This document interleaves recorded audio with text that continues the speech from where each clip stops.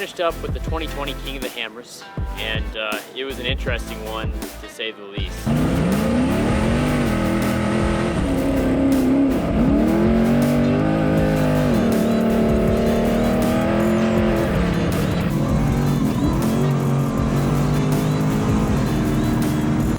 You know, we left out of here, had a good pace going.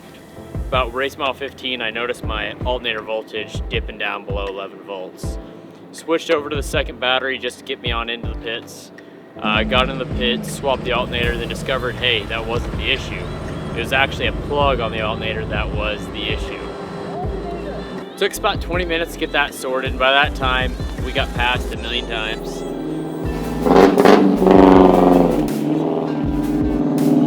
Rob Butler, the guys from the UK, Jake fixed the alternator on it, got me back going again.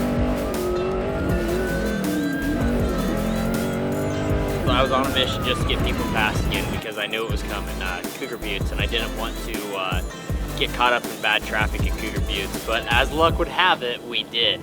I dove off into Cougar Buttes. As luck would have it, I had my lines through there cleared, kind of had to bully my way around a few cars.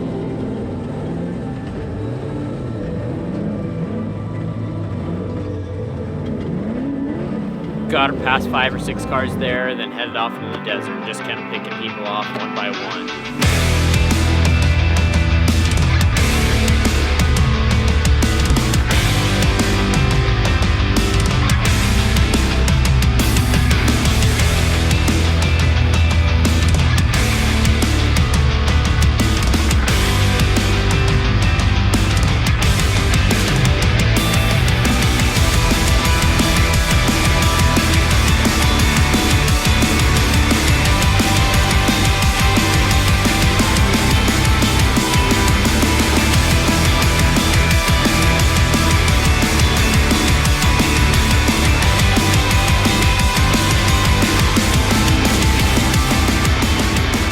By the time I completed lap 1, we were in really good shape. Came into main pit, refueled, headed back out towards the rocks for our first rock lap. Went out there, passed a lot of cars again. Didn't really have any major hang-ups, super smooth.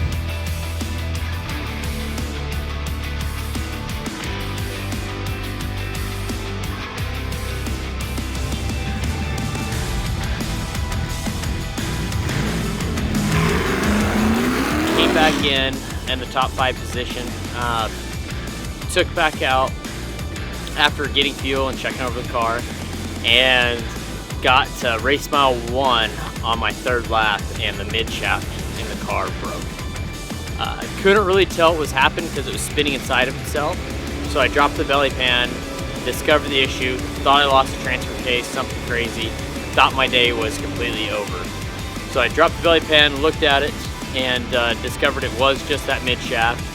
So I got back on the radio, called my pits, and they got the one out of the trailer, and went over to another competitor, gave him the spare part, and by that time I had the old one out. They dropped that one in off at me, threw it back in, and away I went. So total downtime on that deal was not fast by any means. It was probably an hour and a half if I were to guess. During that time, I got passed probably 30 or 40 more times by the same guys I just passed from lap 1, and I was fighting a battle of dust and the attrition of the other guys and being broke in the wrong spots. Passed probably about 30 cars, came in right at dark, so I gotta use my awesome JW speaker headlights. And crossed the finish line, I want to say physically 12th. So not bad after being down for 2 hours. Always hope for better results, and as luck would have it, it was just some unfortunate luck, really. So all in all, still happy to be here. Awesome day racing. You know, I'm not going to quit until we get that #1 spot.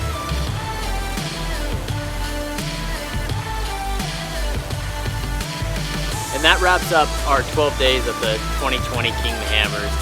Always a pleasure to come out here and see all my friends and family, but I am ready to get home, get back to the grind of things. Next race is Sacramento, California, March 20th for the Ultra Course Stampede.